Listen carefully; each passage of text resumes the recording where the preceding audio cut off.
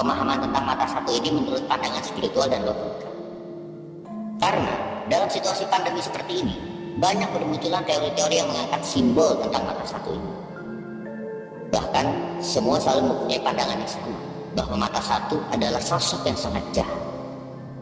Simbol ini erat dikaitkan dengan kelompok Illuminati dan dipercaya sebagai penyebab terjadinya pandemi di seluruh dunia. Di sini gue tidak menyalahkan teori itu, karena gue secara pribadi believe in that teori. Tapi gue mempercayainya dengan sudut pandang yang berbeda dan melihat jauh ke depan. Di balik semua itu, tahukah kalian bahwa sebenarnya dalam serat-serat kuno kita, mata satu ini diucapkan berkali-kali oleh leluhur kita. Semua bermula pada perkembangan di Eropa, di mana pada saat itu ilmu pengetahuan dianggap sebagai ilmu sesat yang harus dihancurkan. Kejadian ini bisa kita lihat dalam sejarah. Alexandria adalah salah satu contoh, di mana perpustakaan ilmu pengetahuan terbesar saat itu, yang berisi gulungan-gulungan kertas tentang teori dan penemuan, itu dibakar, dijarah, dan dianggap sesat oleh kaum yang sedang berkembang pada saat itu. Contoh lainnya, perpustakaan di Roma, nasibnya pun sama, dibakar, dijarah, dan dihancurkan. Manusia-manusia yang mempunyai pemikiran rasionalisme dan pemahaman spiritual dianggap sebagai penyihir, lantas diburu oleh pihak-pihak tertentu. Ada yang diburu dengan, ada juga yang diikat batu dan ditenggelamkan pada selatan. Di mana rasa kemanusiaan?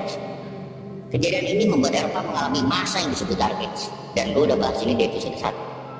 Pada akhirnya, dengan situasi yang kacau ini, memaksa orang-orang yang punya pemikiran bebas dan rasionalisme ini terpaksa bersembunyi dan menyamar. Mereka saling menjalin komunikasi melalui gorong-gorong buah tanah. Ada juga yang membuat ruang penelitian secara diam-diam agar tidak ketahuan. Dengan rasa dendam dan takut karena diburu dan banyak saudara mereka yang terbunuh tanpa sebab dan alasan yang jelas, orang-orang ini lantas mempunyai sebuah landasan hidup yang dipercaya sampai hari ini, yaitu atas nama ilmu pengetahuan. Seiring berjalannya waktu, orang-orang berpikiran bebas ini lantas mempelajari dan meneliti peninggalan-peninggalan kuno di Eropa, Mesir, termasuk Nusantara. Banyak serat-serat asli di Nusantara berupa rontal kuno peninggalan leluhur kita ditemukan dan dibawa ke Eropa pada zaman VOC berdagang di Nusantara.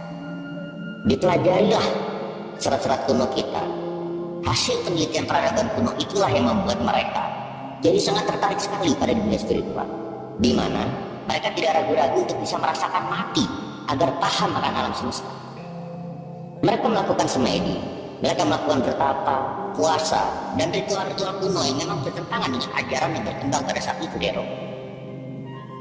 Pada akhirnya, mereka mempunyai kemampuan untuk berkomunikasi dengan semesta, mampu menyerap energi yang dihasilkan alam.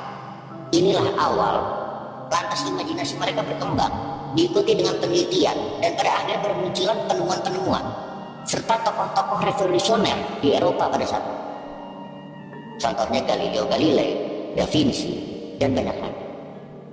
Pada intinya, mereka sudah mampu melihat pada satu kebenaran yang sejati. Satu mata. Paham akan spiritual dan ilmu pengetahuan membuat mereka menamai dirinya sebagai kaum Illuminati, atau orang-orang yang tercerahkan, untuk merendahkan orang-orang yang pada saat itu masih stuck atas nama sebuah kepercayaan. Illuminati sendiri bukan nama sebuah kelompok sebenarnya, tapi lebih kepada penamaan bagi orang-orang yang paham akan spiritualisme dan mampu berpikir secara rasional pada saat itu.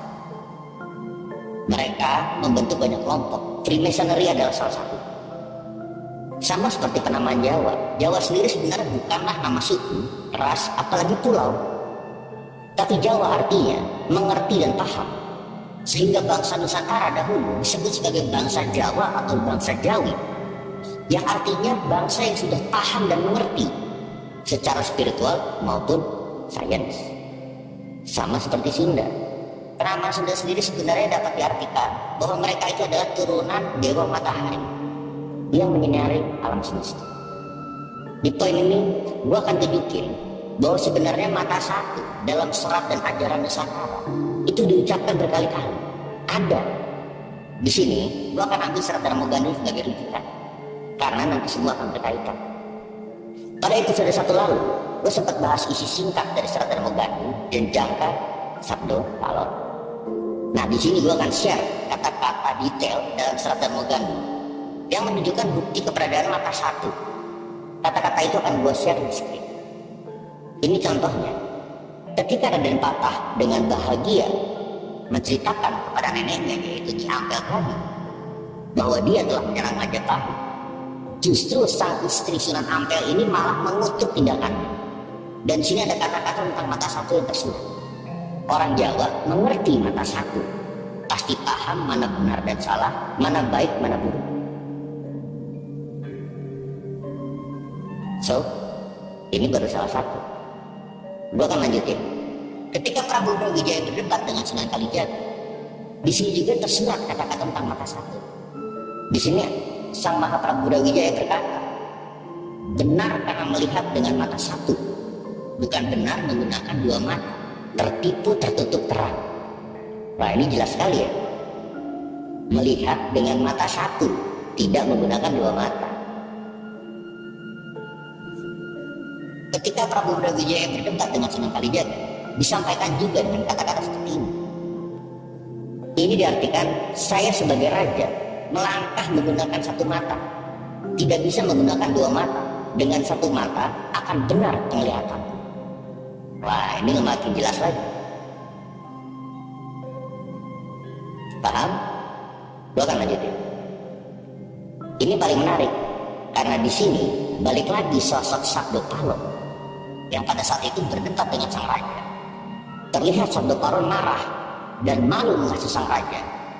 Dan inilah ada kata-kata dari Sabdo Palon mengenai kata satu.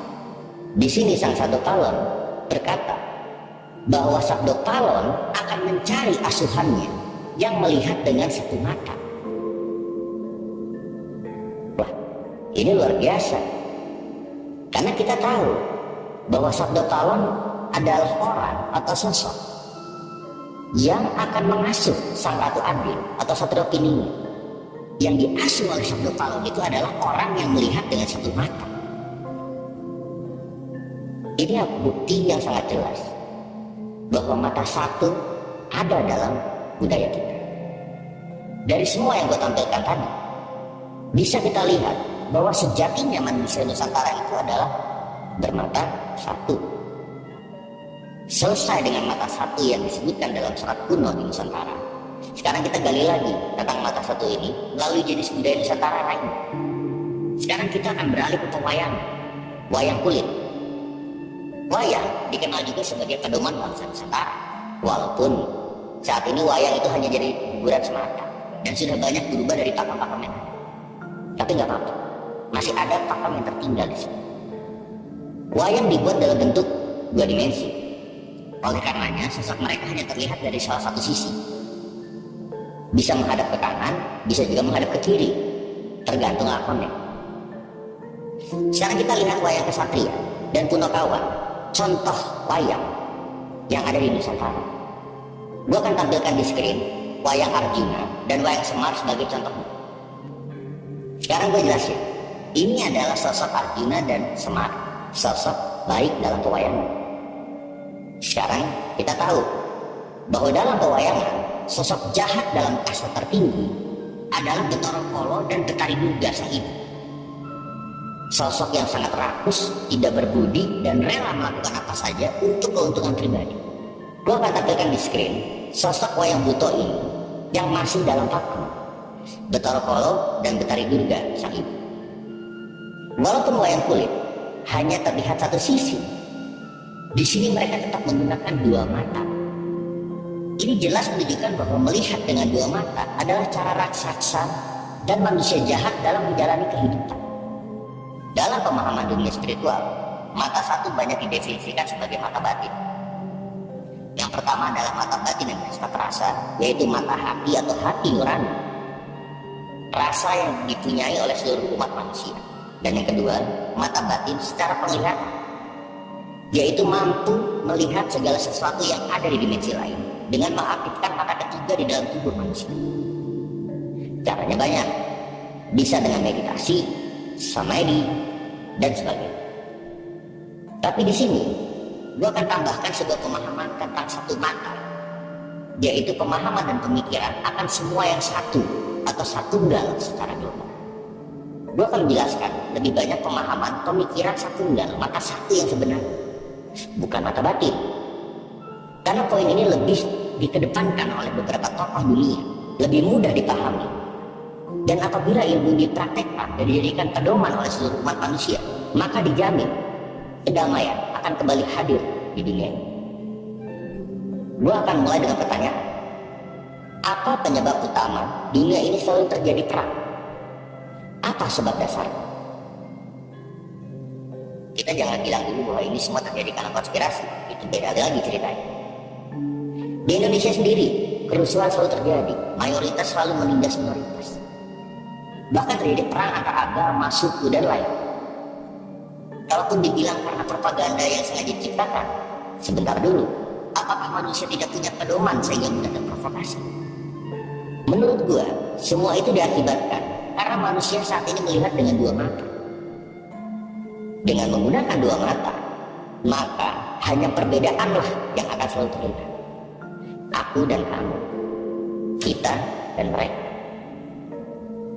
Sedangkan manusia Nusantara sendiri sedari dulu selalu berpedoman pada satu yang sejati. Artinya, mata satu di sini adalah manusia akan melihat bahwa segala sesuatunya itu satu. Tidak ada lagi perbedaan warna kulit, perbedaan keyakinan, perbedaan suku, perbedaan nasionaliti, perbedaan ideologi, dan perbedaan lainnya. Memanusiakan manusia, memanusiakan binatang, memanusiakan alam. Karena inti dari satu mata ini adalah living creature atau yang kita sebut sebagai makhluk hidup. Semua yang hidup adalah satu. Pada saat manusia sudah melihat dengan satu mata, maka dijamin bahwa manusia di seluruh dunia ini akan kembali bersatu. Tidak ada lagi namanya perbedaan. Pemahaman itulah sebenarnya yang menjadi dasar masyarakat Nusantara zaman dulu dan orang-orang Illuminati, sehingga mereka bisa membangun peradaban dan menciptakan teknologi untuk memudahkan kehidupan manusia. Karena mereka sudah melihat dengan satu mata, pemikiran mereka menjadi bebas dan tidak terhalang akan perbedaan. Itu juga yang membuat imajinasi mereka semakin tinggi dan munculnya kreativitas. Kreativitas itu mempengaruhi segala aspek, salah satunya kesenian, seni rupa, seni musik, seni patung, dan lain. Oleh karena itu, dalam dunia seni atau dunia art, mata satu ini selalu dijadikan sebagai simbol yang menunjukkan bahwa kreativitas tanpa batas. Di Nusantara sendiri mempunyai jiwa seni yang sangat tinggi. Dari mulai ukiran, bikin candi, bikin batik, bikin simbol, bikin patung, apapun itu. Semua ada meaningnya. Dan semua dibentuk dengan karya atau taste yang luar biasa. Bukan hanya paham soal teknologi, tapi mereka juga punya taste atau rasa yang baik. Ini sebenarnya menunjukkan bahwa bangsa Nusantara sudah punya pemikiran sangat maju dan luas pada saat itu. Karena bangsa kita sejatinya menggunakan satu mata. Gue akan kasih contoh, melihat segalanya satu atau satu tunggal. Apabila ada manusia beragama A, ideologinya B, berkebangsaan C, rasnya D, berkulit putih, berambut pirang, menikah dengan seseorang yang beragama E, ideologinya F, berkebangsaannya G, rasnya H, kulitnya hitam, rambutnya hitam. Ini dua sosok yang jauh sekali berbeda, semuanya berbeda. Menikah, punya keturunan. Sekarang siapa yang kita lihat? Wujud siapakah keturunan? Manusia, tumbuhan, atau hewan? Kalau Anda melihatnya sebagai manusia, selesai sudah. Intinya adalah manusia, bukan hal-hal lainnya. Sebenarnya masih banyak contoh-contoh lain, tapi silakan analisa sendiri dan cari tahu sih. Intinya kita jangan melihat perbedaan, tapi cari persamaan. Karena sejatinya kita semua adalah satu. Sekarang mari kita ringkas dari episode 1.